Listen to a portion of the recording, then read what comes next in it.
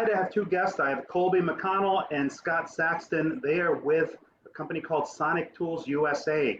And what I said in the earlier broadcast, which never aired, was that I have fond recollections of my days as a wrench.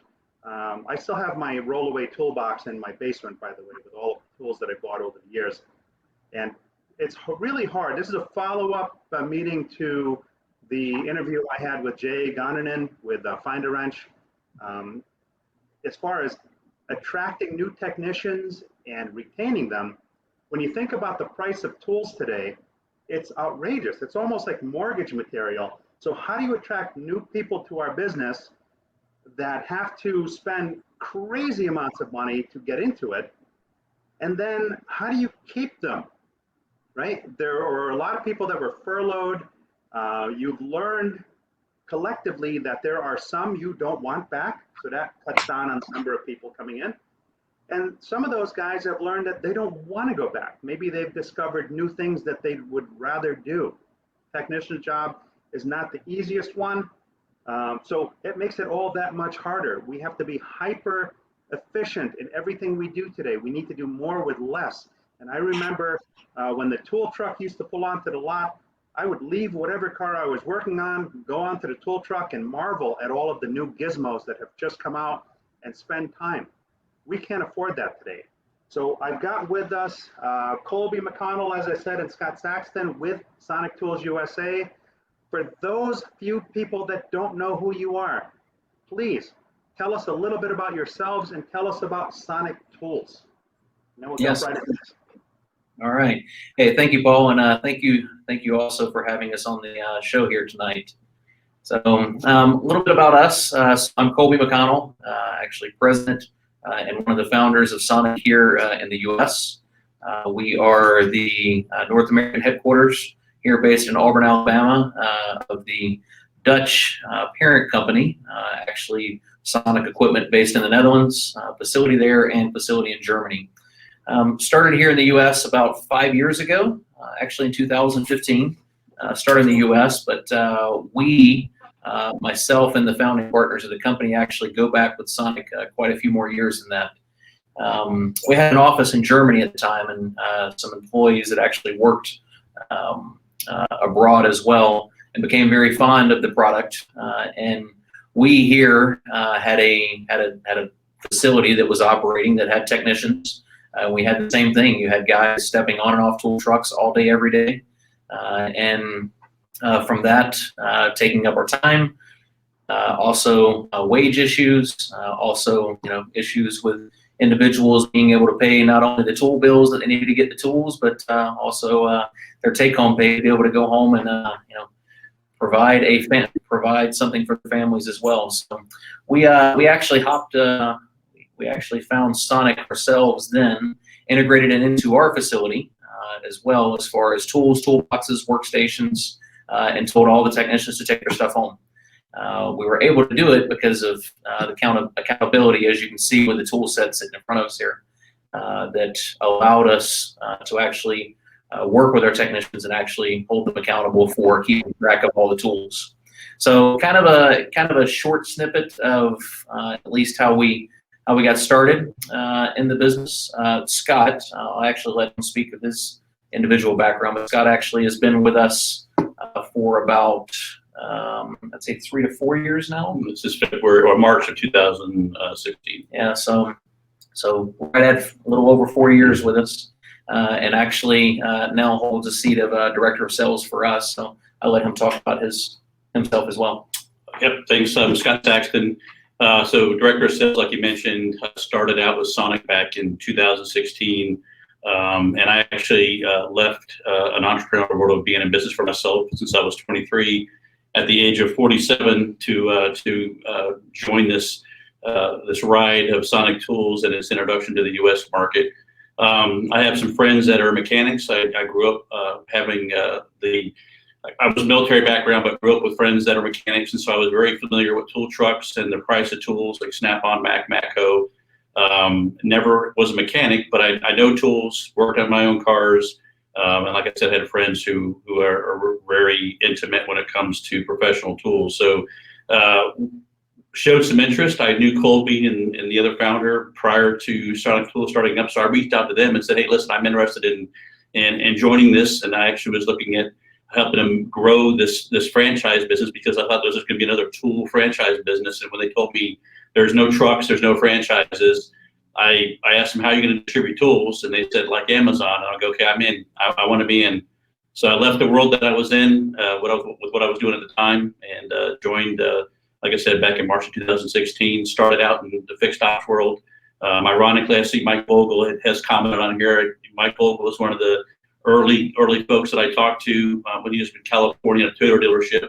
So worked in fixed ops, transitioned to education and aviation to help start and grow those segments, and it's come full circle down over all the segments, trying to help develop and grow and make sure that we're not missing anything and nothing's being left out, and the team is all working in great harmony. Now, I have to be honest, I'm a little partial to anything that has anything Dutch attached to it, because I was a Dutch national until I became an American citizen. En ik spreek Nederlands ook. So ik weet niet als je verstaat wat ik zeg, maar ik spreek Nederlands met jou nu. You probably have no idea what I said. We got to use Google Translate that one. Yes. So we've got a couple of comments here. Let me just get to those. Blake Burkett says, "You are live." Yes, for the second time. I don't know what happened the first time. John Frazier, thank you for letting me know. He texted me, and Mike Vogel, they both text me that the show was not in fact on. Mike Vogel says, "Hi, I'm in finally. Hi, Paul, Colby, and Scott." John Frazier says, Mike, what's up, buddy?" Mike Vogel comes back with, "Hey, John, give me a call later this week." Ron Usher, our master tech. It is the wrenches emoji and the car emojis and the smiling emoji. And LinkedIn user, for some reason, it's not revealing the name, which will be revealed on my phone, I'm sure. Says Sonic also supplies tools discounts for several aircraft maintenance mechanic schools. And Mike Vogel says every dealership should meet with Sonic Tools. Without question, it will pencil out for any dealership and is a great asset to offer potential techs and to retain current techs. And Russ Mann says, hey, everyone, great concept and way to change the game, Sonic. Awesome. So you guys heard a little bit about the guys from Sonic now and a little bit about Sonic Tools. You know, it's an interesting concept, right? Everything has to evolve. And the experience back in the day of leaving your bay for, sometimes it was a half hour, 40 minutes. You can't really do that today. So you guys are creating an experience that that's really unrivaled by any of the competition. Now, there's always going to be people that do what we do. The question is, how do we do it different? And why would people want to come to us? So why don't you talk a little bit more about that process? Yes, of course. So our entire makeup, I guess our DNA is actually not to sell to every technician. So let's say in the US, there's 1 million, 1.3 million technicians or so that are active. So you can say, okay, well, that's a great market to go after. You get a sound, interested buyer. You've got an ability to get to them, which is tool trucks, which typically is what happens across the U.S. right now at most dealerships, and then we get into aviation as well, going into any FBO operation as well, an MRO. So we actually said, all right, well, that's a large infrastructure. You're not going to easily go after that market space, and the biggest part for most technicians is brand loyalty. Once you start working with that one wrench, that one ratchet, screwdriver set, whatever it may be, you're pretty much loyal and locked into it from the time getting out of tech and trade school all the way working through your trade. And I personally, I grew up with it. My father has probably $50,000 to $70,000 worth of Snap-on, and some other assorted items as well, but Snap-on stuff as well. So I grew up in it where brand loyalty was a thing. So our entire DNA makeup, because of our purchase of it, which was outfitting and seeing what happened inside of a facility, the change of morale, the change of wages with employees, the changes of the discussions that are actually happening with the technicians, as well as taking and literally kicking the tool truck off the property to where, hey, you're not going to come and waste our time. You're not going to come and take more money out of my guys' pockets. And just as you said, Paul, it's typically going on the truck and just see what's new. It's what's the new item on the truck. It's actually most of the time not necessarily what's going to benefit the job for the day, the week, the month. It's just going to see what's new. So what was that? It was like a kid in a candy store. You walk out the truck, oh wow, what's that? Yes, correct. That's exactly right. I think we've all been on those trucks and we've all seen it. So, so we took a step back when we built the business here and said, all right, the guys in Europe, they're distributing this way. Obviously, it's working. We're seeing that it works there, and the career-minded technicians that are happening. Some of our largest suppliers that we actually supply to throughout Germany is Volkswagen Automotive Group. We are the sole and exclusive supplier to all Audi, Volkswagen stores throughout the entire country. So we've seen it where each one of the technicians there are all working out of the same or similar tool sets, to where the sets themselves are spec'd for the facility, for the job, and for what the technicians are actually doing. And somehow they're not stepping on a tool truck, and somehow they're still getting the job done. So we took the DNA that we had there, we took our approach to it here as well, and said, all right, we're going to forge a path forward to where we're actually going to go after, in the automotive space specifically, the car dealerships. We're going to go after management. We're going to speak to them to an interest level of efficiency within the workshop, service hours within the workshop, tech wages and pay. How do you recruit? How do you retain? And actually take tools to assist and answer the questions in which are already being asked on a daily basis. So if you look at kind of the core of what we do across every space, when you're hiring a technician, you never should have to get into the aspect of hiring that person and asking them, what tools do you have in your toolbox?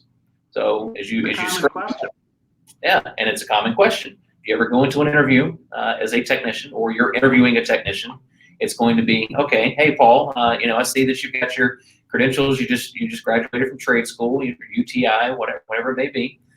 You graduated from trade school. I see you did an internship here. You've wrenched as an apprentice here. All right, so tell me, what's your tools? What do you have in your toolbox? Oh well, I'm just getting started. I don't really have my tools yet. I got a little bag, and typically it's one of those. Next, on to the next technician. And then the next person walks in and says, okay, hey, what kind of tools? Oh, well, I've got the double-decker box. I've got this. I've invested all of this. Like, wow, you've invested in your career, so you must be a good technician. Well, not necessarily true. It's typically so-so. You get one on this end who is the technician who is striving for everything that you're doing, and you get the other one on the other end that just hasn't quite gotten their grasp of doing the job yet. So you get one of the two, but our entire thing is, why is that ever part of the interview process? Why is that part of the interview process? If you take that out and you're able to open up now your qualifications and say, hey, we're going to interview for these 5 things, and we're going to provide them the tools they need to do the job. I can control the wage in which I pay them. I can control the raises and the timeliness that those raises are happening.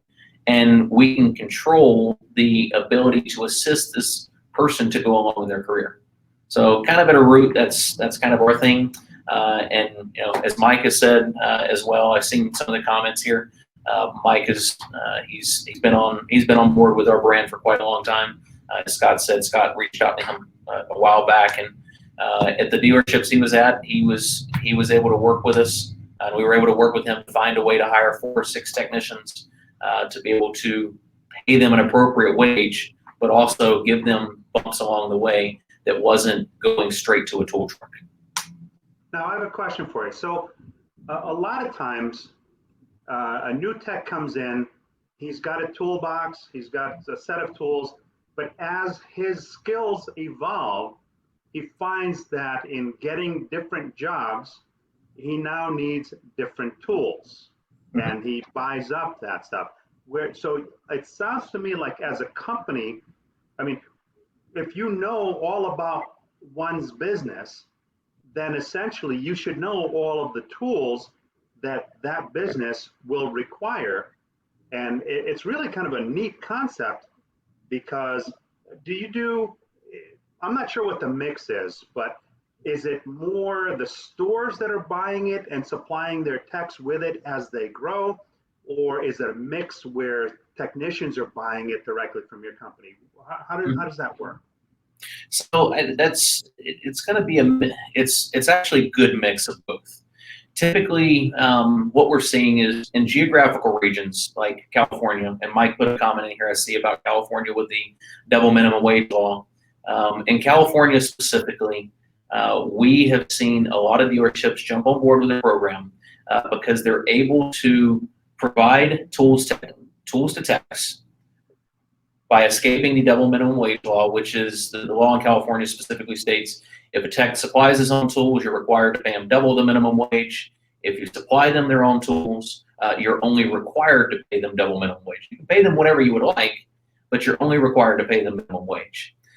So that law has existed there for quite a few years now.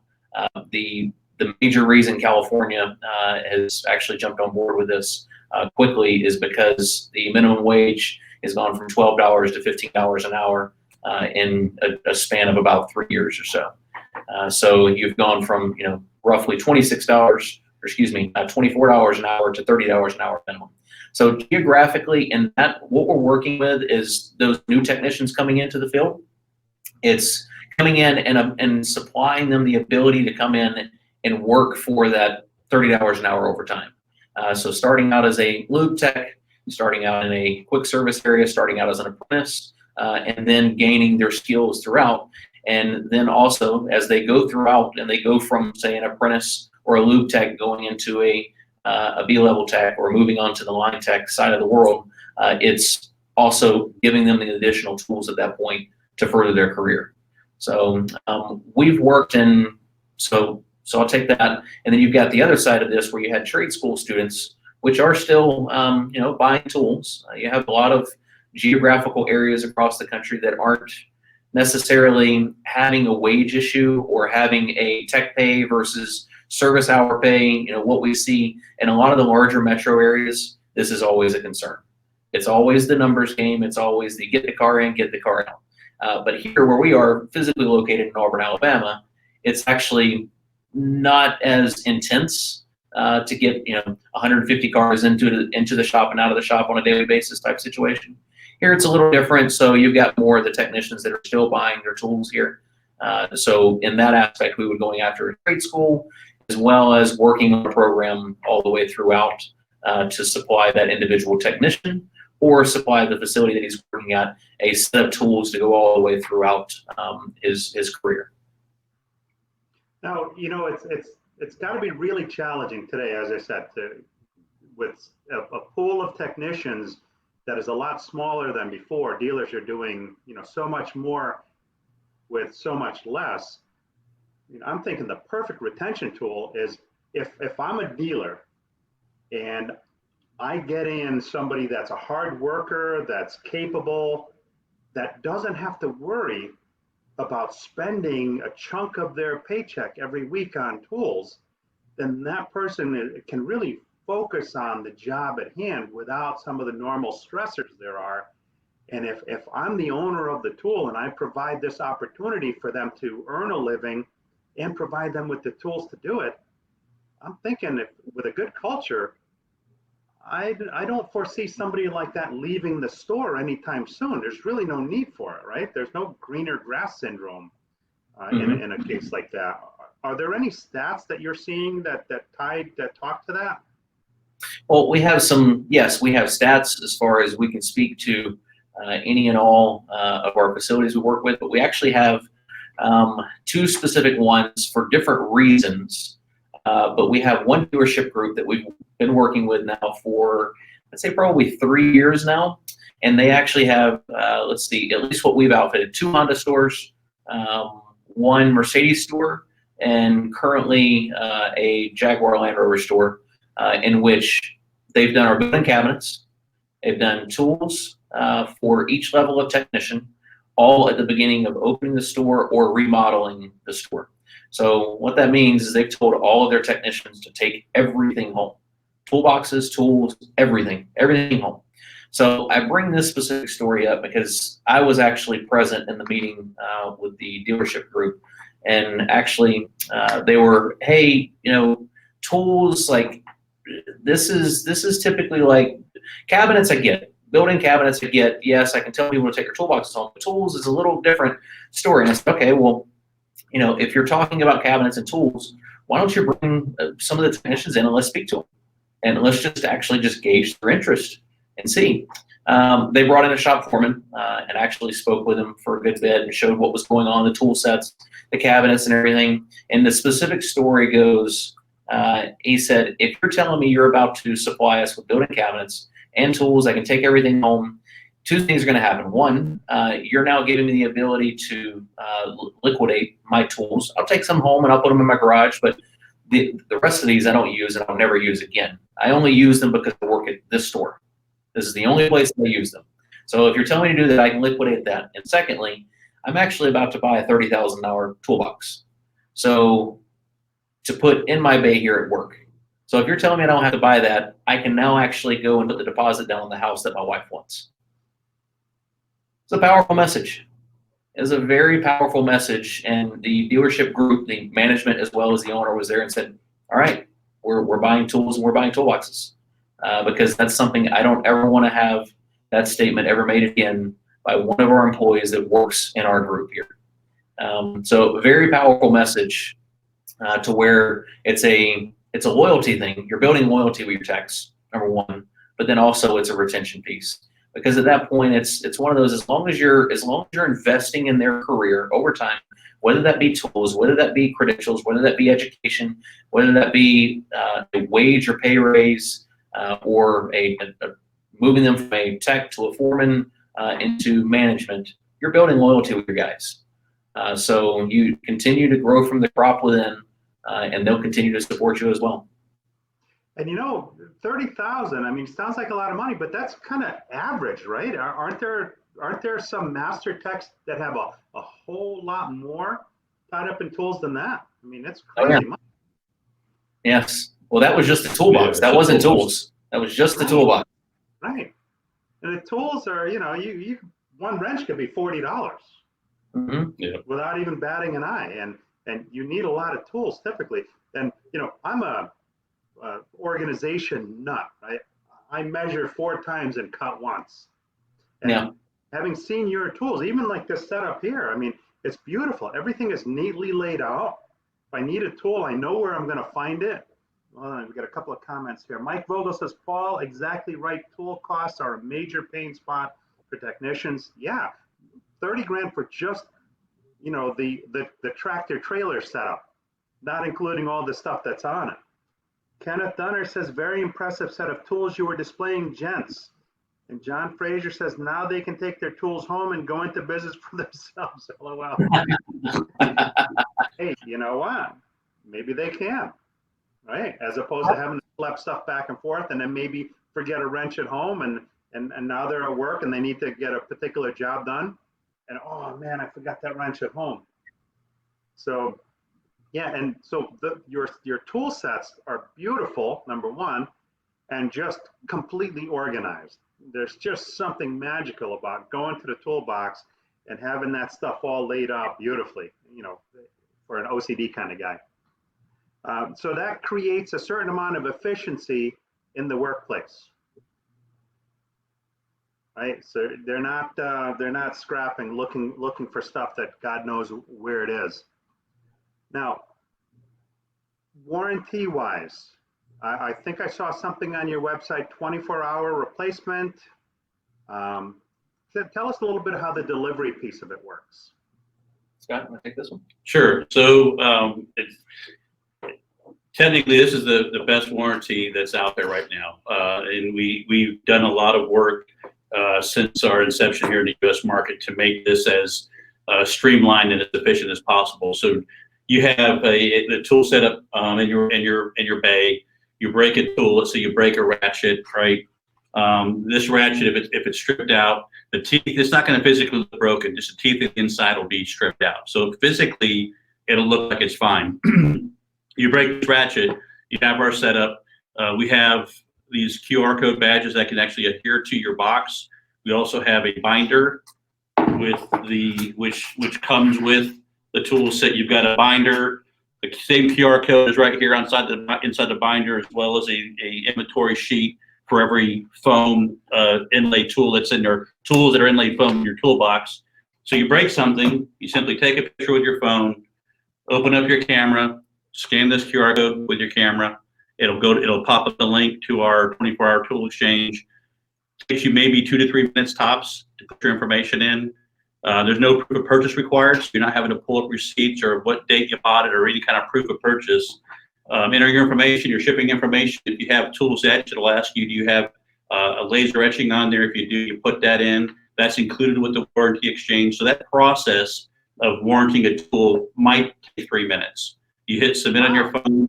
Within 24 hours, you hit submit, a new tool is on its way to you. We don't hassle you. We don't make you send the tool back first. If we want the tool back, then we'll put a prepaid shipping label in with the new tool going out to you. Take the new tool out, put the broken tool in, that we pay for it to be shipped back to us, and it gets them back to us. It's that simple. Really good. Because a lot of times it's a question of getting a hold of the tool guy, waiting for a call back, and then, well, I'll be at your store, in a few days. But this is a pretty good process. I mean, well, there's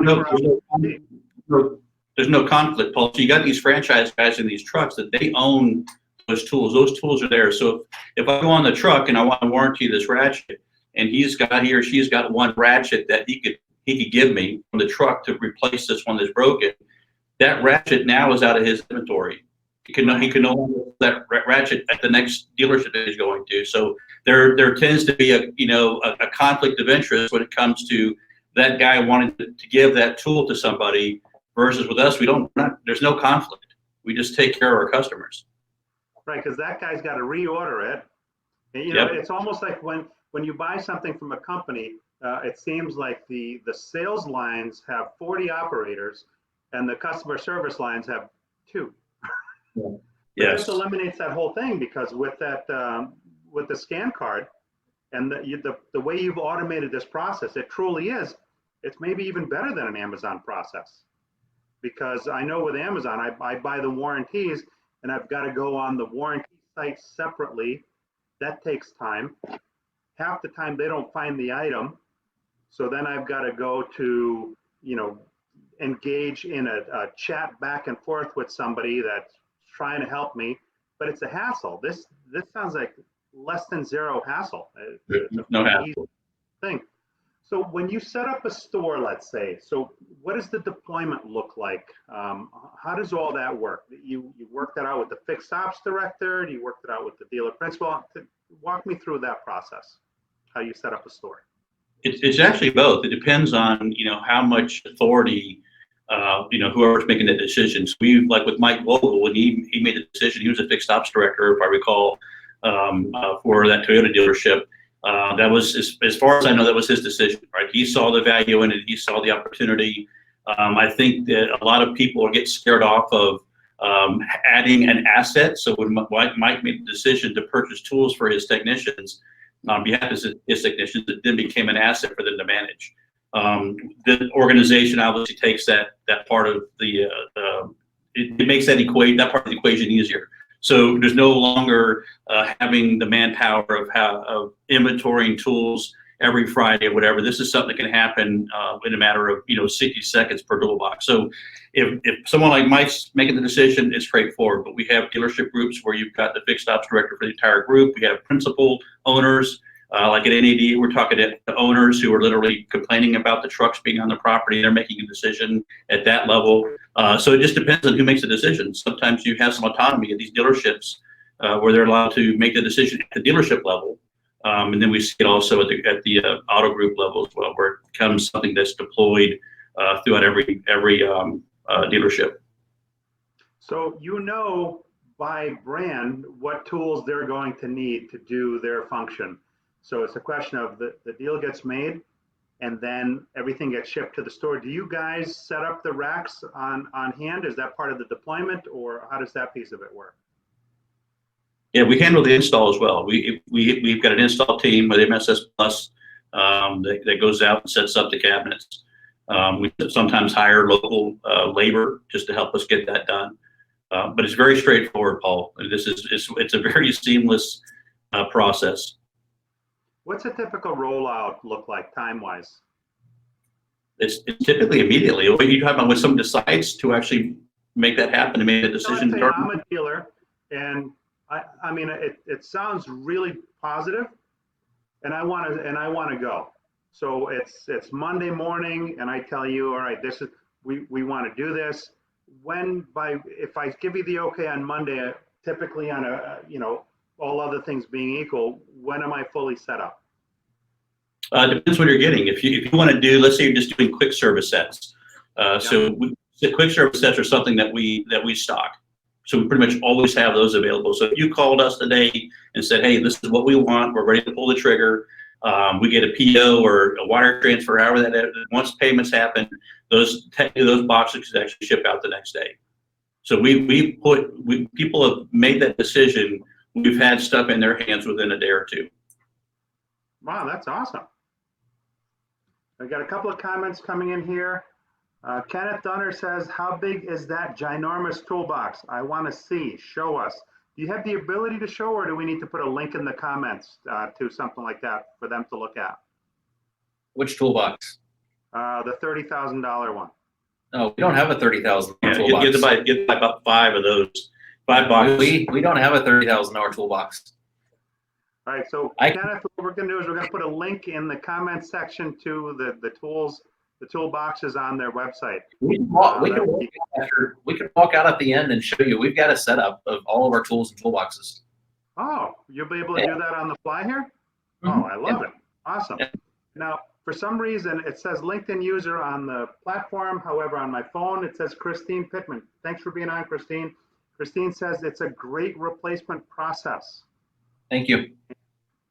Mike Vogel says, we put into our Toyota and Subaru stores after I sold it to the DP of the group. Yeah, that's cool stuff. Now, you work with automotive as well as aviation, is that correct? Those are 2 largest segments of the business.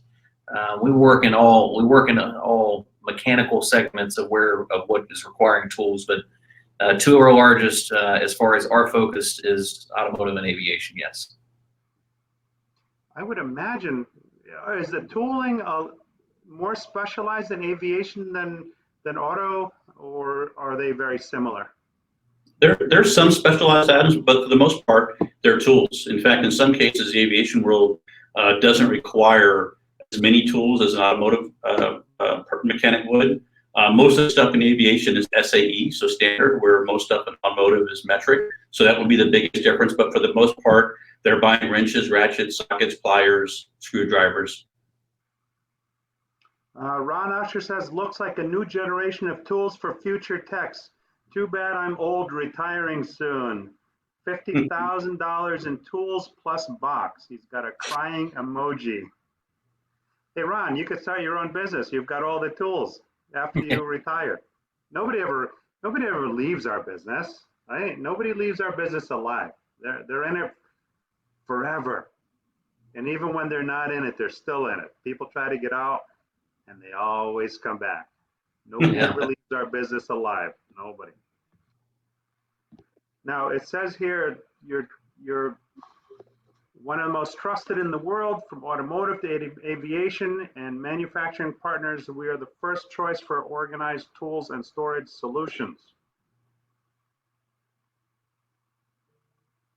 So you're exclusive with some OEMs, and how do people like come to you, or do you go to them? How does that work? Oh, I mean, it's a bit of both. You're gonna have. I mean, obviously, we're new. We're in the U.S. We've only been here 5 years, so we're new to the streets, so to speak. So you're gonna have a lot of the industry that has probably not heard of us yet. And the reason being is because we don't have those big flashing billboards of 5,000 plus trucks rolling the streets. But we do have an entire staff inside of our facility that we're currently sitting in which is on the phone lines, on video conference presentations just like this, in and out of trade schools, to where we have the ability to get in front of people, even amongst not being out there. But so it's a bit of both. I would say we've picked two different things. One, geographical areas. Mike mentioned California earlier. California, obviously, just because of the minimum wage law changes there, has been an easier way to approach the conversation with an automotive facility. Just because the wage law is in the back of their head at every waking moment, and what it's doing to the bottom line every single day.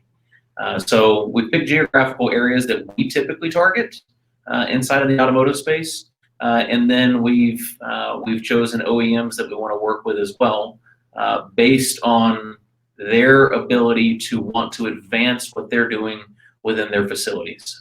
So I can speak to one. So BMW specifically, we have been working with BMW in the U.S. for probably, I'd say, at least 3 years now, if not almost 4, to where every one of their training facilities now has our tools and toolboxes. So any technician going into one of their training facilities for recertification or going in for first orientation is going to see and have worked out of our toolboxes and worked out of our tool systems like this. So BMW has worked on a lot over the past couple years in trying to understand how do we, along with our group, along with our dealerships, along with everyone, come together and put together a simplified solution to where you can bring a technician in and you can have a transition through time with that tech, but then also bringing it in inside of the training centers as well. So some of these, as you look at a grand scale thing like that, it's something that takes a while, obviously, to work out the process and understand the tool sets and ensure it aligns, understand a cost structure. How do you actually build this in at the dealer level? But then it's mainly one of our largest areas that we work in that has been the most successful is working with inside of groups. Getting inside of a dealership group that takes this and launches it across the entire group as a bottom line impact to the entire group as a whole. One of those specifically is in Southern California. They have 17 stores, of which, if don't quote me on this, but around 11 to 13 of them are completely outfitted from a quick service level all the way into the line B-level techs. So everyone except for the masters. And the reason the masters are not is because based on the wage law and based on what you're looking as far as bottom line, let's wait for the masters to retire out. And then as the next guys move up, we move them up and we start the next guy in with the next set. And it's a 5-year rollout plan type situation within inside of the group. So they've got a plan in place to where 5 years from now, we're 2 years into this plan. So 3 years from now, they will have at least 90% of their technicians outfitted with tools and toolboxes. I would tend to think that, Mike, I think Mike was the one that made a comment earlier that it pencils out very well for a dealership. I would tend to think that's very much true, because when you look at what it costs to buy one of these tool trucks and to have a fleet of them on the road, plus all of the marketing that goes with it, you guys, you don't need any of that. Mm-hmm. Yeah. Because you sell direct to the store, you don't need to spend money on all that stuff. I mean, manufacturing costs what manufacturing costs. I would imagine from one company to another, it's not going to vary greatly. But if you could eliminate the cost of what's one of those tool trucks cost? It's got to be stupid money, right? Mm-hmm. Yeah. You're going to eliminate all that. It's got to be very, very cost effective. Now, Ron Usher wants to know, is it hand tools only or electronic? He didn't say electronic, but obviously there are hand tools, ratchets, wrenches, hammers, pulleys, all that stuff. But there's also a lot of electronic equipment, scanners, tech tools, things like that. Is it just hand tools or all of it? And so we tend to steer clear of any specialty tools. So any type of scanners, diagnostic equipment, electronics and stuff, we steer clear of it completely.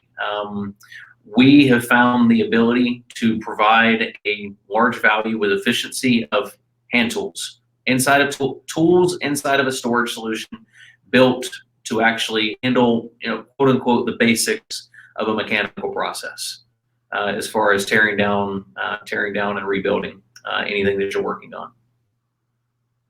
And then Kenneth Dunner wants to know, what about Canada? Do you do business in Canada? Yeah, so we service it direct from here. We actually have quite a few dealerships let's see, we've got several in Montreal, some outside of Toronto that have actually integrated our systems. And I'll put my contact information in here as well, and you can reach out to us if for some reason you want a specific reference from someone in Canada. Obviously, the only thing that we have that's fighting against us with Canadians is the cost of trade. U.S. to Canadian dollar. So that's the only thing that would be of any concern. So. And it's going to fluctuate. So, Right. Who knows what it's going to be a month from now or 6 months from now. Correct. Now, To go back to your comment, Paul, to go back to your comment you were making a moment ago about the cost of tools. Yeah. So you're exactly right. And what we've found, and the reason we've had so much success with dealerships and groups, is the cost of our tools. The typical mindset is we see Snap-on, we see Mac, we see all of the incumbent brands that have been here, and we think investing in tools for a technician, no thank you, that's expensive. But we do exactly what you just stated, which is the manufacturing cost of the product is the manufacturing cost. Yeah, it's going to vary a little bit based on quantities, obviously, but it's not drastic. The cost truly comes into the distribution model. It's how many touch points do I have on the product, number one. How many middlemen in the middle, as far as, is there a franchisee? Is there a distribution franchisee? Is there another franchisee in the middle of that? And everybody's got to get their piece. Everybody's got to get their piece, correct. And there's nothing wrong with the model. It obviously works, it's been working.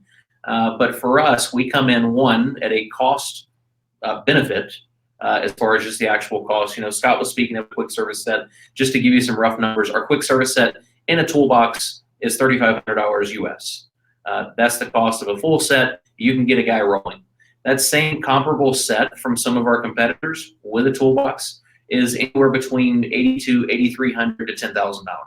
Same exact set of tools. Huge difference. It's a huge difference. And the reason being is the middleman. Where we are dealing direct. You call us, you are calling Sonic directly. We ship it to you direct from our office location here, and it's coming on a pallet, and it's going to be delivered within 3 to 5 days at maximum to your door. So it's selling on that, but then it's the other value that we're bringing as well, which is efficiency being created for each individual technician, giving you back service hours because your guys are not out on tool trucks. Obviously, yes, they have lunchtime that they can go do it. They have breaks that they can go do it, but it's not like every single day for everyone. I never went on a tool truck during my lunch hour.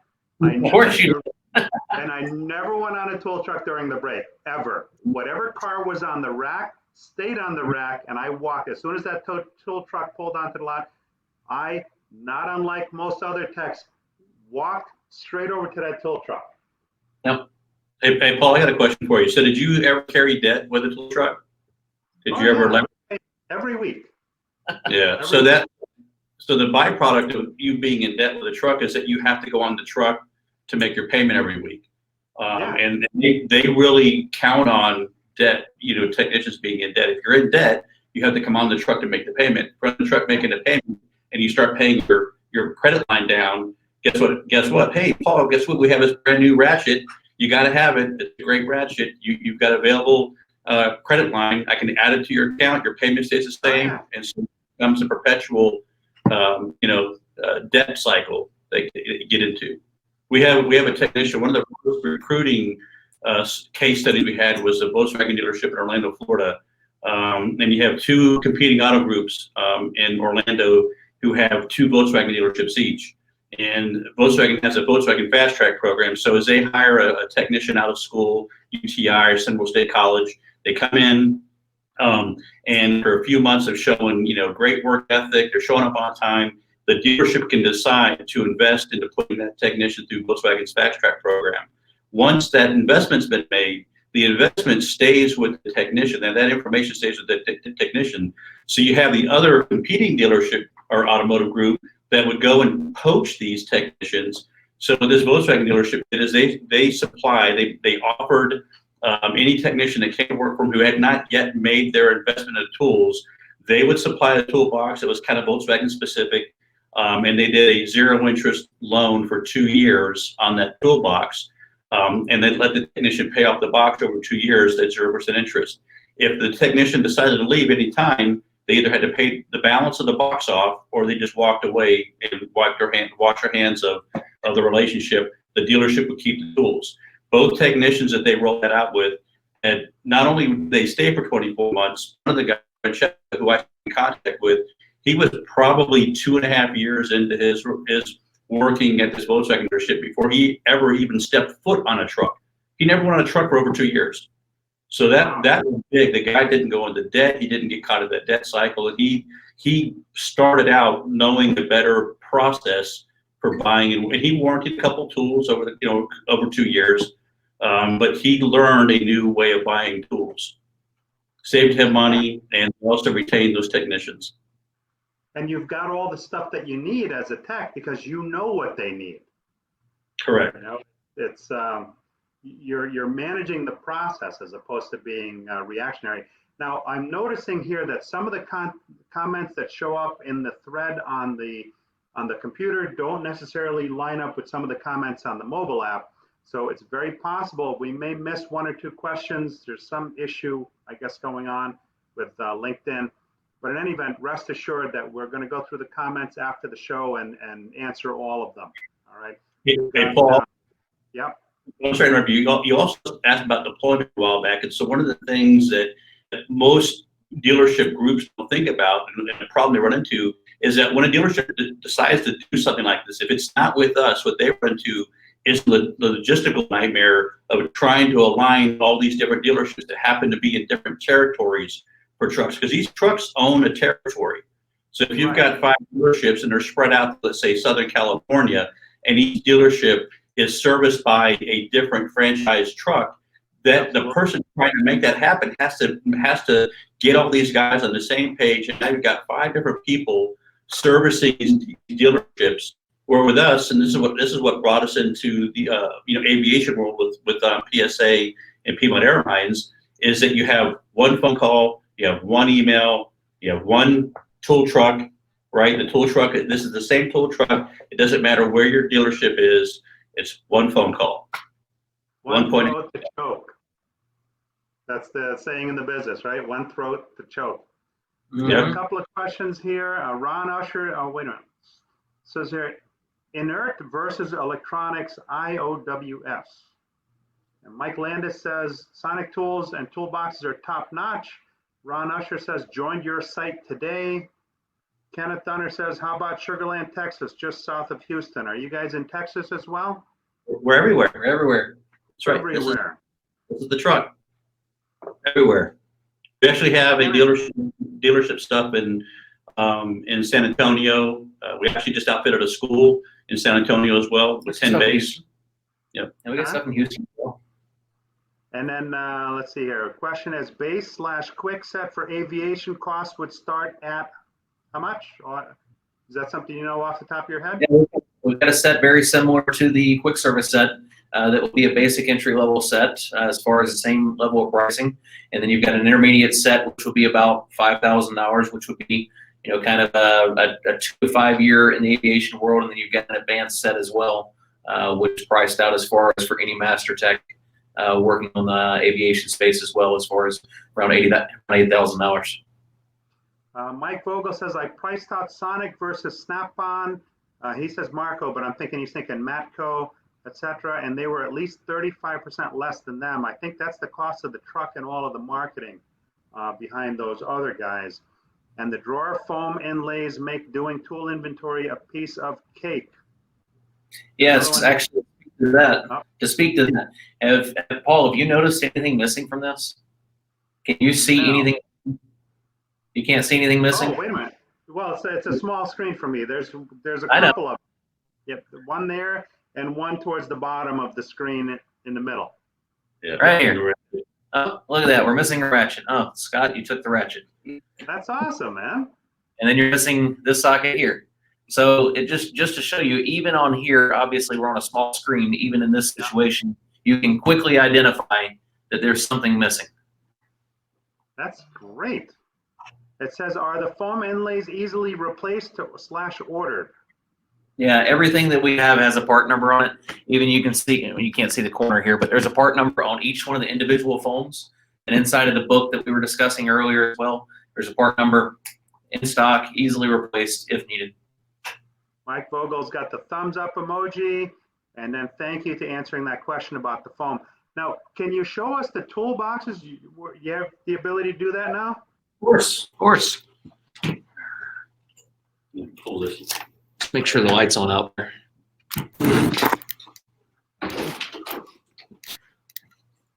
We're live on the scene with Sonic Tools. Yeah.